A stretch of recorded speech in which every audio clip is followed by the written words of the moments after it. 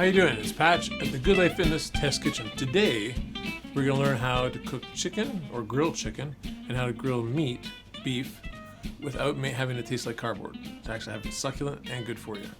So Mike, can you fill me in? You got it, Patch. Okay, so we got pretty basic proteins here. Boneless, skinless chicken breast.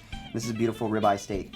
One of the major comments that I always get when I'm talking to people about food nutrition, how do I make my chicken not so boring? It always tastes bland. The first thing is, you don't need a bunch of fancy sauces and dips and marinades, all that stuff. You just gotta cook it properly. Technique is huge.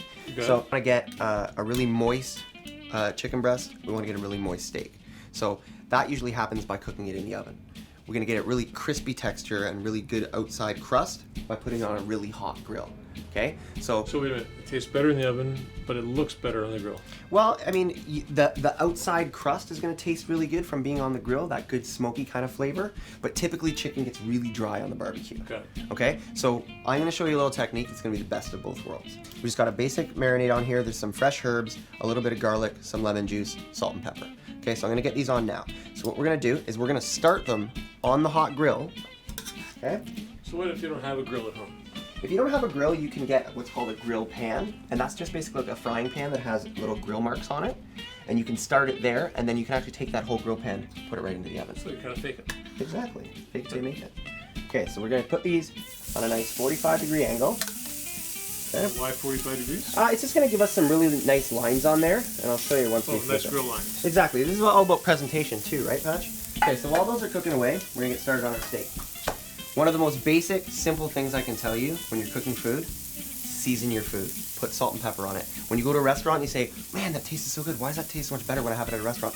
They seasoned it properly. Got it. We have to remember, especially when grilling, you're going to lose a lot of that salt and pepper by it being on the grill, flipping over. It's going to fall off. So we got to put extra, okay? So what we're going to do here, fresh cracked pepper always. I've just slicked the steak down with a tiny bit of olive oil, and that's just going to help get this going on the grill. So you put a little olive oil on it. Yeah, and that's going to help the seasoning stick to it, as well as start that cooking process. Now, I got some really good sea salt here, and you can see I'm going to be pretty generous with that, Patch, because no kidding. I'm expecting 50% of that to fall off.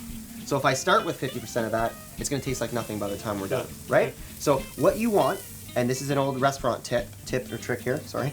Take a step back. You should be able to see the salt and pepper on your steak from about 2 feet back. Oh man, I can see it. Okay? So we're going to flip it over in our little... On both sides you put it? We're going to do on both sides. We don't want no one-sided tasting meat, right? So salt, a couple twists of pepper. Okay, and then why don't you do the honors, Patch? You want me to put it on there? Absolutely. 45 degrees, same deal? 45 degrees. Don't do this at home, folks. Right on We there. do at home. Beautiful. Okay, Woo! so that's going to start grilling away now. What about these babies? You just leave that off to the side there, sure. Okay, so what I'm going to show you, I'll take those tongs back from you, Patch. Okay. So we're going to just flip these chicken breasts over now. So how long are you cooking it for? I'm actually not going to cook these very long on the grill at all, because what I'm going to do here is I'm going to show you this kind of combination technique. So I'm getting the benefit of a nice hot grill right now, creating this good caramelization on the chicken. I'm just going to let this go a little longer. We're going to get some really good searing heat on here. Get the good grill marks, get all that smoky flavor on there. We're going to finish it in the oven. We're not going to have all that steam escape. You can see all the steam. This is all the moisture coming out of our chicken. We put it in the oven, that moisture's surrounding our chicken, right? Got it. Time saver. You don't have to babysit as much on the grill, and it's going to be a more moist. You don't need a barbecue. Exactly. Okay? Just get a little bit longer on there. Okay? See how our steak is doing here. We just got a little bit more time on that. Chicken especially, we want to make sure that we're eating fully cooked chicken, right? You want an internal temperature of at least 165 degrees. I keep an instant read thermometer in my kitchen. These are about 10-15 bucks. Super simple. Pop it in there. I'm going to get you to start your chicken in the oven at 20 minutes, 375. For the average oven, that's going to do the trick. Some ovens might be a little shorter, a little bit longer. That's some trial and error you'll figure out. Use your thermometer. Put it in for 20 minutes. Another really simple tip, if you pop a hole in that chicken breast when you pull the thermometer out, if that juice comes out clear, that chicken's cooked. If it comes out pinkish, it's still raw. Good.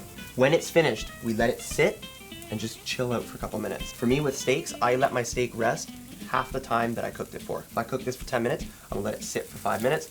All that juice is gonna kind of find its flow and go where it wants to be. Cut it open, and none of that juice is gonna run out. If you've ever done that at home, cut a steak open and you got a plate full of juice, your steak's always really dry. Just let it sit for a minute, okay? So let's see how we're doing here. Okay, so now you have an idea how to cook chicken and cook beef. And you also know how to make it look like it's been in a fancy restaurant. A little bit of grilling, whether you got a barbecue or not, it's going to look great and it's going to taste even better. So that's how you get the good life.